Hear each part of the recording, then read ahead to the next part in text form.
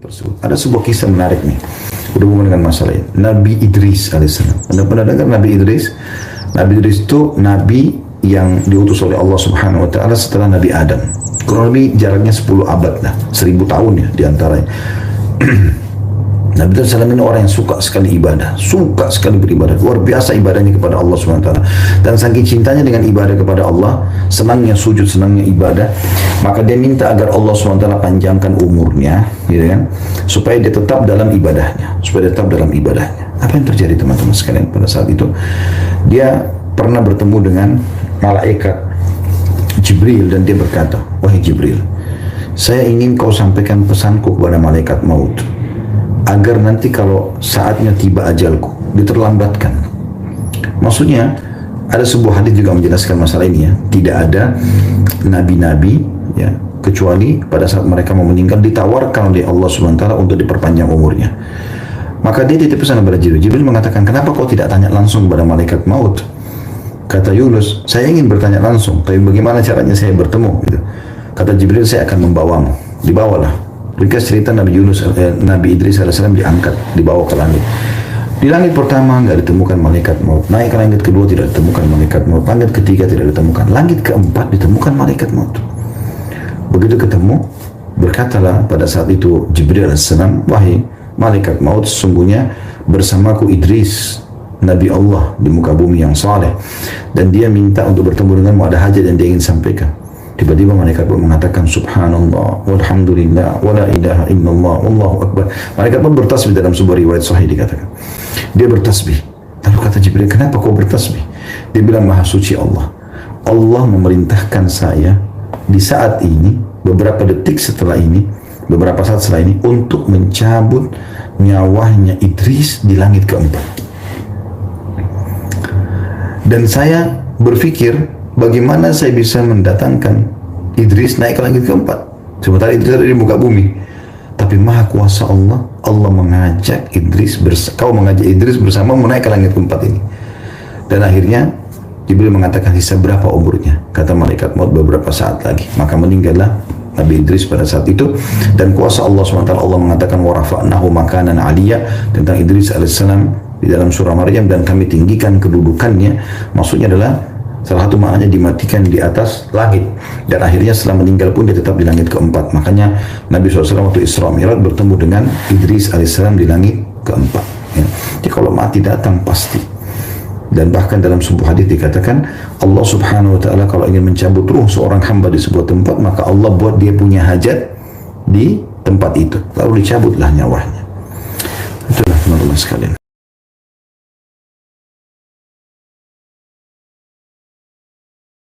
Ibnu Qayyim rahimahullah mengatakan, lanjutan bahasan kita, banyak kalangan salaf yang berkata, setelah mereka meninggal, orang-orang pun sering mendatangi kuburan mereka, lalu membuat patung-patung mereka. Kemudian setelah masa demi masa berlalu, akhirnya disembahlah patung-patung tersebut. Ini maksudnya penjabaran daripada tafsir tadi Al-Quran itu, ayat sebelumnya yang sudah kita baca. Tadi kita sedang membahas tafsir surah Nuh ayat 23 ya. Jadi awal-awalnya dibuat patung-patung, sampai akhirnya di kuburannya mulai dibuat patungnya, dengan alasan syaitan bisikan supaya tidak lupa mukanya ya. Lalu kemudian mulailah berjalan waktu, lama-lama orang jadi sembah ya. Sembah itu berarti, sembah artinya kalau kita bilang iyyaka na'budu, hanya kepadamu kami menyembah. Sembah itu tunduk, patuh, cinta ya. Itu semua makna-makna sembah. Jadi akhirnya berlebihan pada benda-benda mati seperti ini.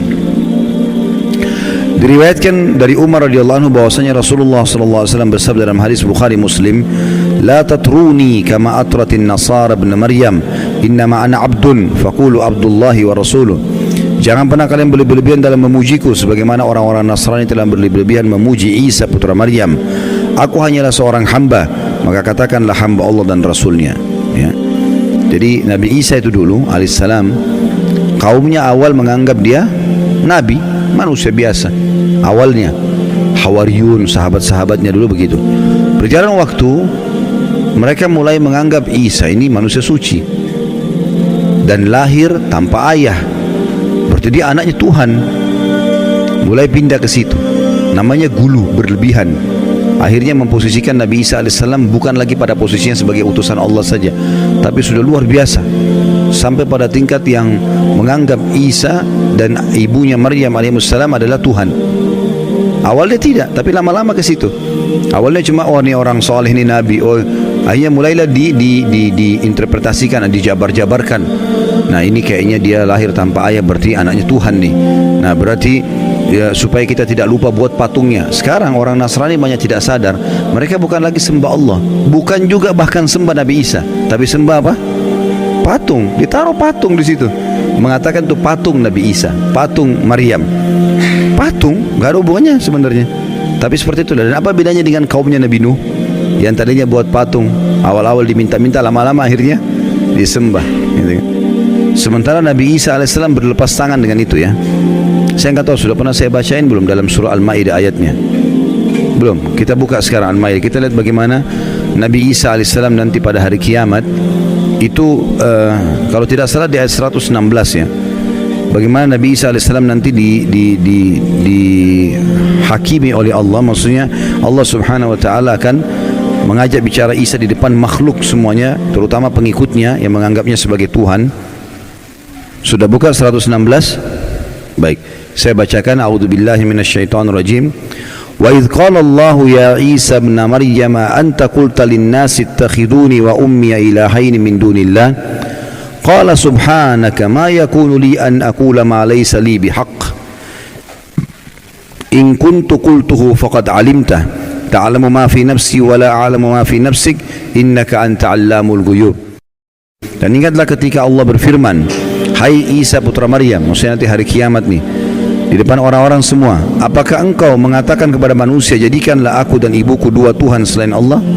Maksudnya ada Tuhan lain ya, Trinitas yang mereka bilang itu.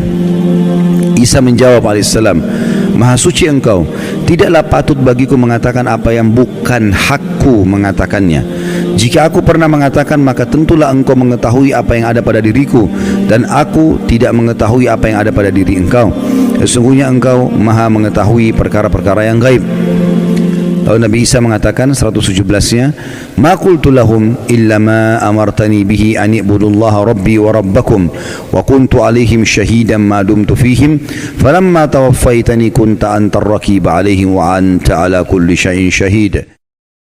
Aku tidak pernah mengatakan kepada mereka kecuali apa yang engkau katakan kepadaku, yaitu sembahlah Allah Tuhanku dan Tuhan kalian.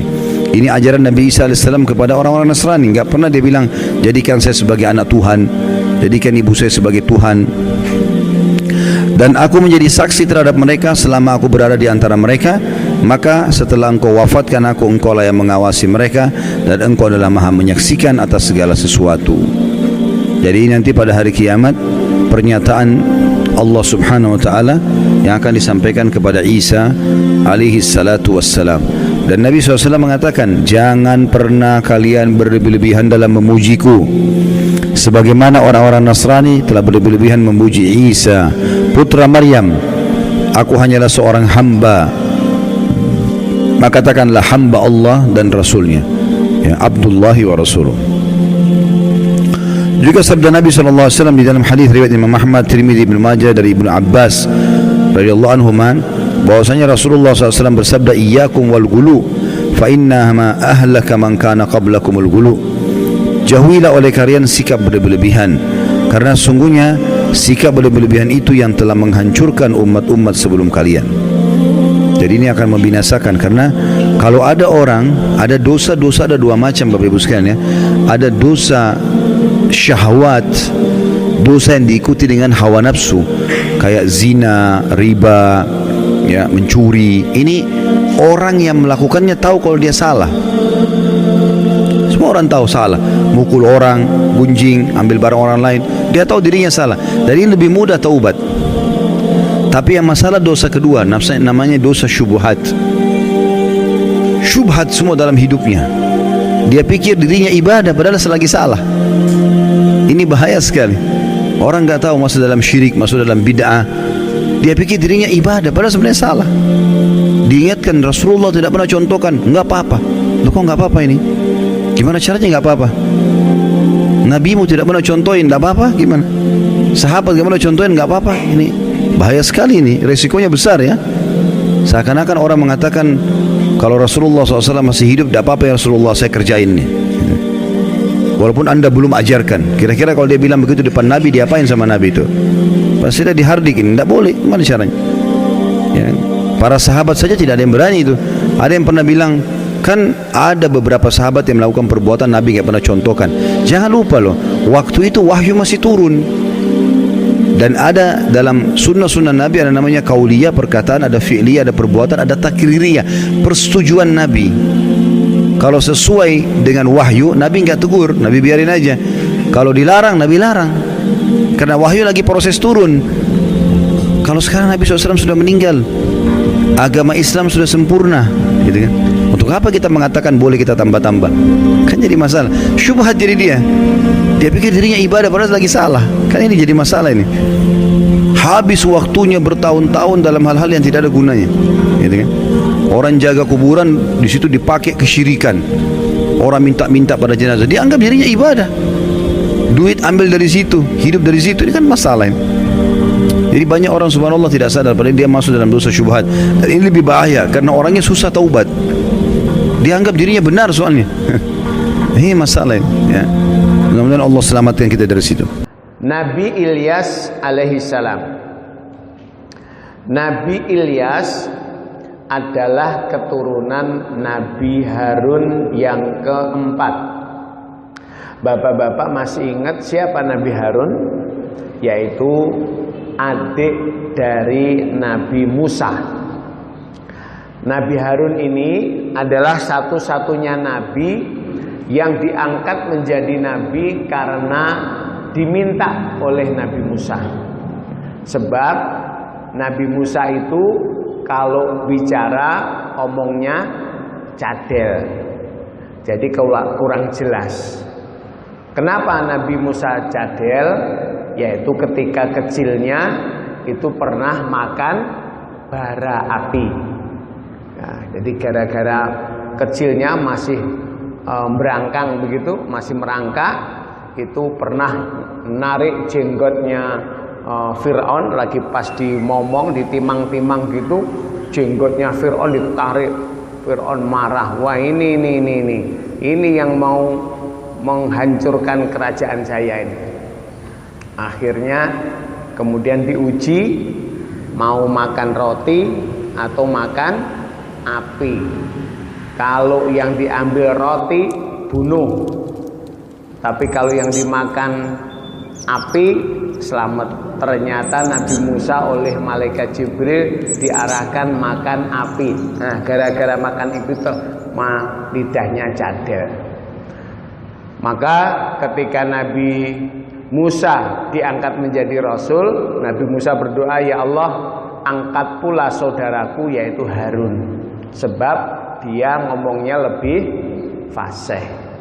Lalu Nabi Musa punya doa, Rabbishrahli sadri wa yassirli amri wahlul uqdatam min lisani. Wahlul uqdah itu ya Allah, hilangkan keluh lidah. Wahlul uqdatam min lisani. Jadi kalau ngomong biar lancar.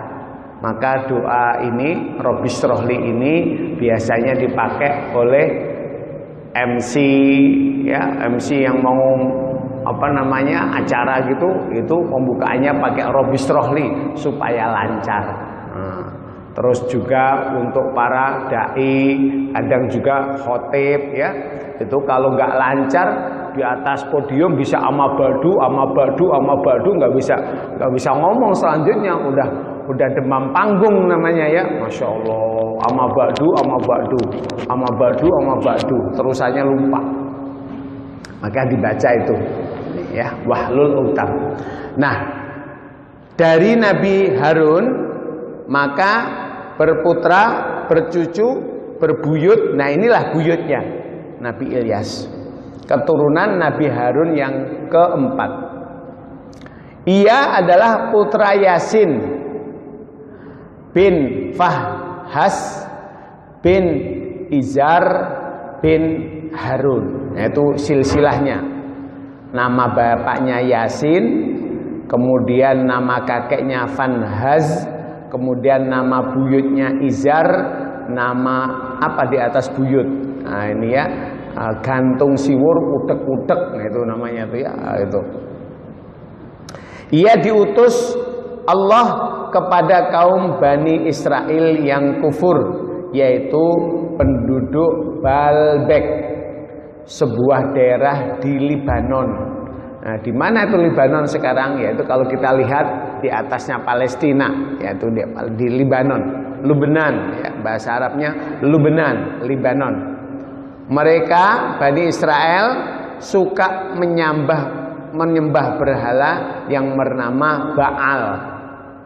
Jadi Israel ini dari dulu, ya Allah, masya Allah, orangnya ini kurang ajar memang dari dulu Israel ya.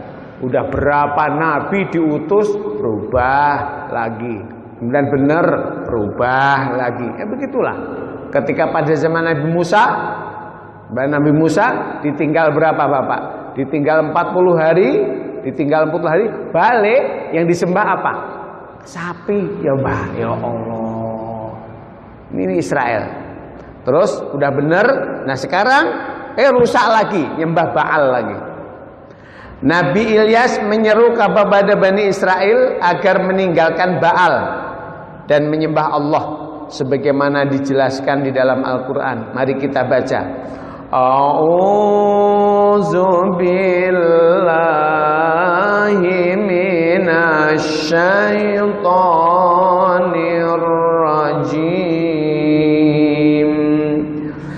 Wa inna Ilyasa laminal mursalin idh qala liqaumihi ala tattaquna atad'una ba'law wa tadharuna ahsanal khaliqin.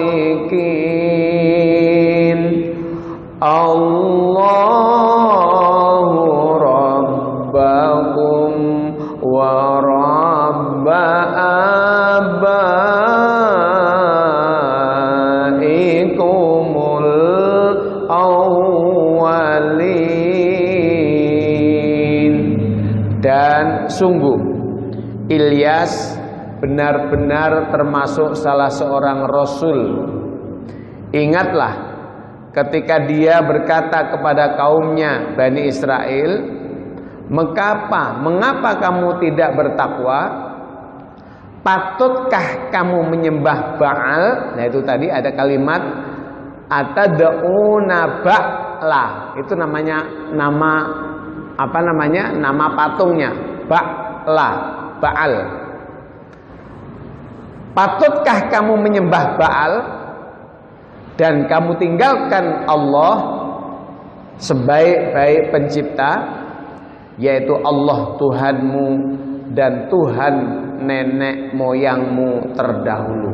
Jadi ini dari ayat ini surah As-Saffat, maka disebutkan di sini Israel menyembah patung namanya Ba'la atau Baal.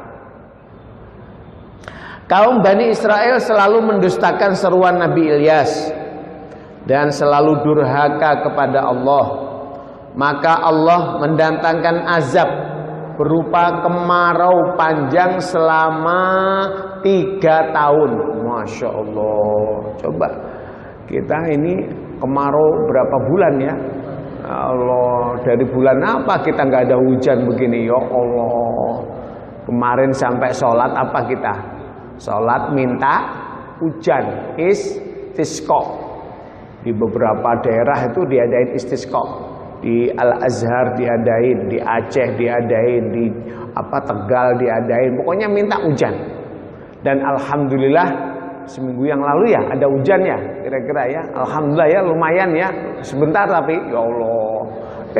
Langsung itu bendungan Bogor apa Katulampa naik, ya Allah. Terus akhirnya siap-siap Jakarta. Nah, kita tahu sendiri Bapak, kalau udah Katulampa Bogor udah naik, nah air itu jalannya berapa Pak? 10 km per jam. Air itu glojok. Nah, Bogor Jakarta berapa kilo? Nah, dihitung deh. Jakarta Bogor ini kurang lebih sekitar 60 kilo. Lah kalau kecepatannya air 10 berarti 6 jam. Nah, kalau tadi sore hujan jam 5, 6, 7, 8, 9, 10, 11. Nah, jam 11 udah nyampe Manggarai. Ya, siap-siap deh pinggiran Manggarai. Ciu ngungsi. Itu barang-barangnya dinaik-naikin. Masya Allah. Itu udah langganan dari dulu. Ya Allah. Jadi kemarau 3 tahun nggak ngebayang Pak. Kalau sampai 3 tahun kira-kira kayak apa? Allah, Masya Allah, Masya Allah. Ya ini. Nah, kita dikasih kemarau paling berapa bulan ya Pak ya? Nggak sampai setahun. Aduh, udah teriak-teriak. Ya Allah, hujan, istisqa. Ya Allah, hujan. Ya Allah. Nah, ini diberi ujian yaitu 3 tahun berturut-turut. Sehingga hewan ternak mereka banyak yang mati kelaparan. Serta tanam-tanaman mati kekeringan. Adapun Nabi Ilyas selalu bersembunyi karena beliau takut dibunuh oleh kaumnya yang jahat dan makan sedapatnya. Masya Allah, udah pada ngamuk nih. Masya Allah. Ya, orang kalau udah lapar gimana Pak? Orang kalau udah lapar ngamuk Pak. Allah. Makanya kalau perut aman, orang tenang aja. Tidur aja Pak. Kenyang, Masya Allah. Coba kalau nggak bisa tidur, gubrak, nggak ada yang dimakan. Nah, itu apa Bapak? Apa aja dimakan Pak? Orang juga dimakan. Ya Allah, Masya Allah. Jadi kalau sudah kelaparan itu manusia ini jahat, buas. Kalau kaumnya mendapat makanan di dalam sebuah rumah, mereka berkata, wah, rumah ini sudah dimasuki Ilyas. Oh Allah, sampai kayak gitu. Oh, banyak makanan, berarti ada Nabi Ilyas ini, dicari.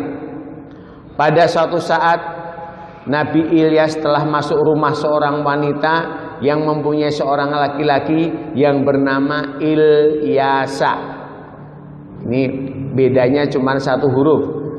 A, Ilyas, yang satunya Ilyasa, cuma ditambahi A aja, Ilyasa. Dan anak itu beriman kepada Nabi Ilyas karena anak itu dibawanya kemana beliau pergi. Setelah kaumnya yang durhaka itu benar-benar merasakan siksaan dan kesengsaraan, barulah mereka insyaf lalu mendatangi Nabi Ilyas alaihissalam memohon kepada Allah agar mereka terhindar dari bahaya kelaparan. Kemudian Nabi Ilyas berdoa kepada Allah, ya Allah Tuhanku, hilangkanlah dari mereka bahaya kelaparan yang telah mengancam mereka. Mudah-mudahan mereka menjadi orang-orang yang bersyukur kepada Engkau.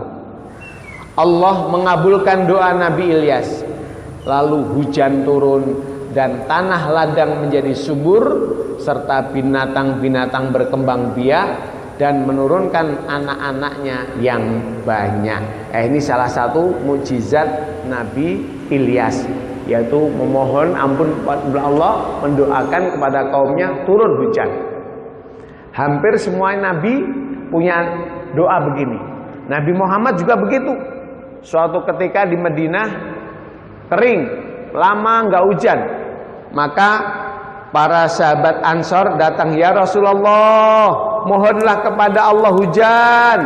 Kemudian Rasulullah angkat tangan, Allahumma anzil alaina minas sama'i ma'am midrar. Ya Allah, turunkanlah hujan di antara kami, di atas kami dengan hujan yang deras. Rasulullah belum menurunkan tangan, hujannya sudah Masya Allah. Nah, hujan terus seharian itu enggak putus-putus, datang lagi, ya Rasul, udah, ya Allah, udah ibu, udah kebanyakan. Akhirnya apa? Rasulullah angkat tangan lagi. Doanya Rasulullah apa? Allahumma hawalaina la alaina. Nanti insya Allah kalau lagi pas musim hujan ya, kalau udah kelewatan nggak apa-apa, kita baca doain. Sekarang mah jangan ditolak dulu, hujan aja belum, ya Allah. Itu doa nolak hujan, Pak. Allahumma hawalaina alaina, ya Allah, di sekitar kami, jangan di atas kami. Baru saja Rasulullah membaca doa itu, langsung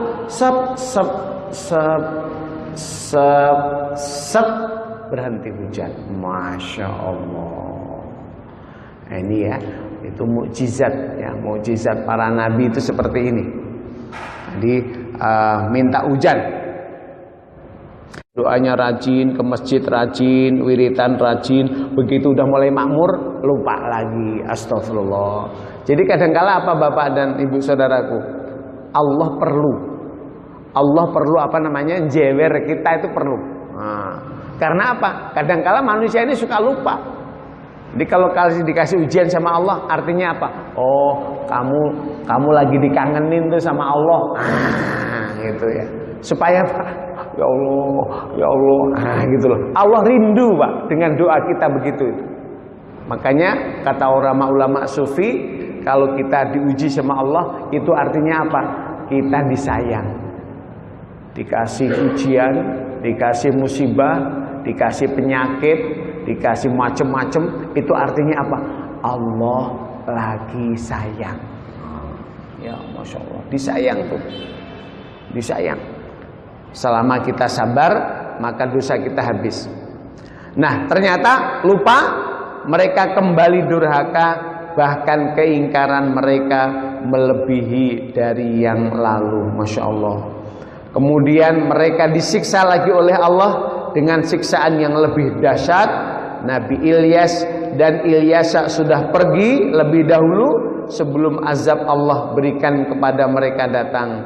Nabi Ilyas dan Ilyasa terlepas dari siksaan itu karena mereka adalah orang yang beriman kepada Allah. Ini cerita Nabi Ilyas. Mereka orang-orang Israel kadang menyebutnya adalah Elia. Elia itu apa namanya, bahasa Israel ya. Ilyas. Kita lanjutkan Nabi Ilyasa. Ini gandengannya. Nabi Ilyasa. Nabi Ilyasa adalah anak angkat Nabi Ilyas. Jadi anak angkat. Ayah Nabi Ilyasa bernama Ukhtub bin Fanhas bin Izar. Jadi ketemu coba dilihat tadi, kalau Nabi Ilyas lihat Yasin bin Fanhas. Nah ini Ukhtub bin Fanhas, berarti ketemu di kakeknya ketemu, Fanhasnya ketemu. Nabi Ilyas dengan Ilyasa ketemu di kakek, berarti saudara apa ini namanya? Sekakek, sepupu. Ya, kalau seayah kan ponaan, seayah ponaan. Nah kalau sekakek sepupu. Nah, jadi sepupu kemudian diangkat menjadi anak. Nah, Nabi Ilyasa itu Ukhtub, anak Ukhtub bin Fanhas bin Izar. Sejak menjadi anak angkat Nabi Ilyas, Ilyasa menjadi pengikut setia Nabi Ilyas dan sering menemani Nabi Ilyas dalam melaksanakan tugas dakwah, terutama ketika Nabi Ilyas menginjak usia sepuh. Beliau diangkat menjadi rasul sebagaimana firman Allah Subhanahu wa taala, Mari kita baca. A'udzu billahi minasy syaithanir rajim. Bismillahirrahmanirrahim. Wa Ismaila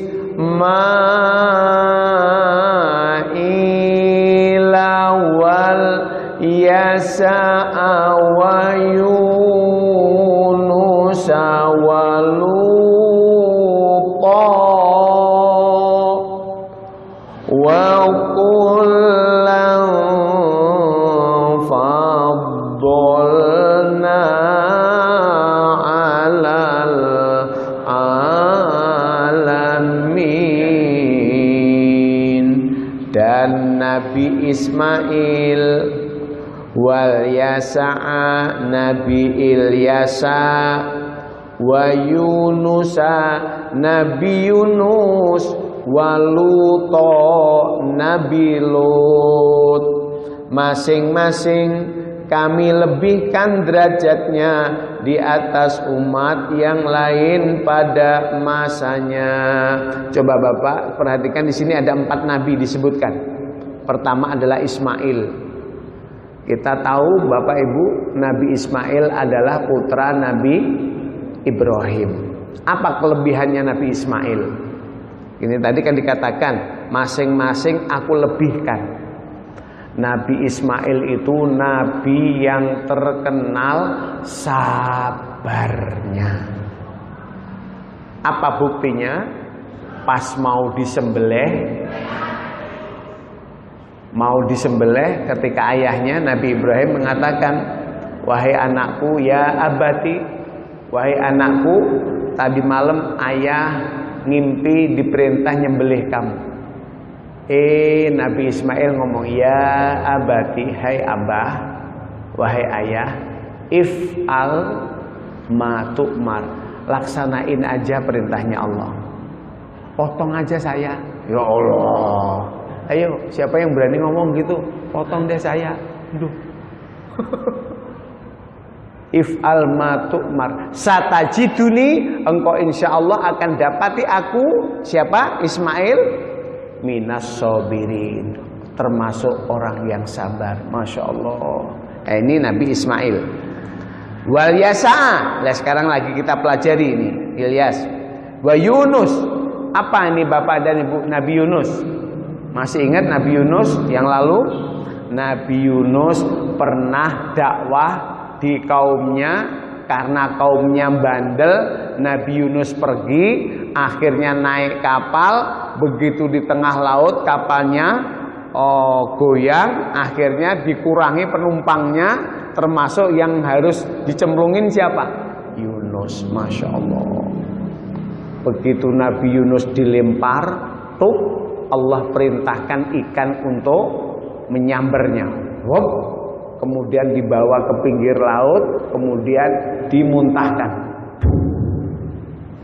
Selama di dalam perut ikan, Nabi Yunus berdoa, la ilaha illa anta subhanaka inni kuntu minadz-dzalimin. Ini wiritannya, ini doanya Nabi Yunus. La ilaha illa anta subhanaka inni kuntu minadz-dzalimin. Kalau kita lagi istighosah, itu diantara yang dibaca. Salah satu fadilahnya apa? Maaf, kalau kita lagi punya masalah gelap, kayak Nabi Yunus di dalam perut ikan itu gelap. Kalau kita lagi punya masalah gelap menyelimuti hati kita, menyelimuti pikiran kita, kita pusing, ya Allah, ini gimana nih jalan keluarnya? Baca wirid ini. La ilaha illa anta subhanaka inni kuntu minadz-dzalimin. La ilaha illa anta subhanaka inni kuntu minadz-dzalimin. Akhirnya diberikan jalan keluar, yaitu apa? Dibawa ikan, dilepeh. Selamat. Nah, kita nggak tahu Bapak. Kalau kita punya masalah, kita baca ini, Allah ngasih solusinya apa, wallahu a'lam. Nah, ini Nabi Yunus. Nabi Lut. Nah, ini sangat terkenal Bapak. Apa Nabi Lut? Nabi Lut ini adalah saudara Nabi Ibrahim. Diutus oleh Allah untuk satu kaum namanya kaum Sodom. Yaitu apa? Yang laki senengnya sama laki, yang perempuan senengnya sama yang perempuan. Masya Allah. Akhirnya oleh Allah kaum Nabi Lut ini dihancurkan. Nah, ini adalah ayat yang bercerita tentang Nabi Ilyas. Sepeninggal Nabi Ilyas, Allah Subhanahu wa taala mengangkat Nabi Ilyas menjadi nabi dan rasul. Meneruskan tugas dakwah ayah angkatnya kepada kaum Bani Israel yang gemar menyembah berhala. Masya Allah, Israel ya. Nabi Ilyas juga memberikan peringatan berupa ancaman adab dari Allah Subhanahu wa taala apabila kaumnya tidak mau meninggalkan kekufuran dan kemusyrikan. Pada zaman Nabi Ilyas alaihissalam, rakyatnya makmur, hidupnya aman karena taat kepada perintah Allah dan ajaran Nabi Ilyas. Setelah Nabi Ilyas wafat, umatnya Bani Israel meninggalkan agamanya, yakni mengambil jalan yang menyimpang dari ajaran agama yang dibawa oleh Nabi Ilyas. Makin hari kekufuran mereka makin bertambah, sehingga Allah melenyapkan mereka dari mereka nikmat dan kesenangan. Kemudian pada zaman inilah Nabi Yunus alaihissalam lahir. Demikian Bapak dan Ibu, sekali lagi mudah-mudahan iman kita kepada para nabi utusan Allah semakin bertambah kuat.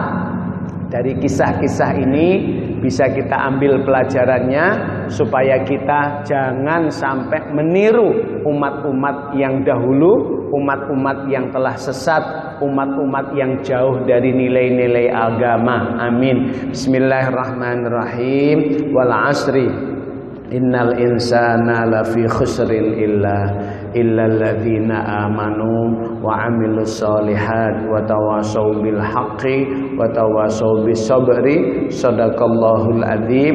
Subhanaka Allahumma wa bihamdika asyhadu an la ilaha illa anta astaghfiruka wa atubu ilaik. Kurang lebihnya mohon maaf. Akhirul kalam. Wassalamualaikum warahmatullahi wabarakatuh.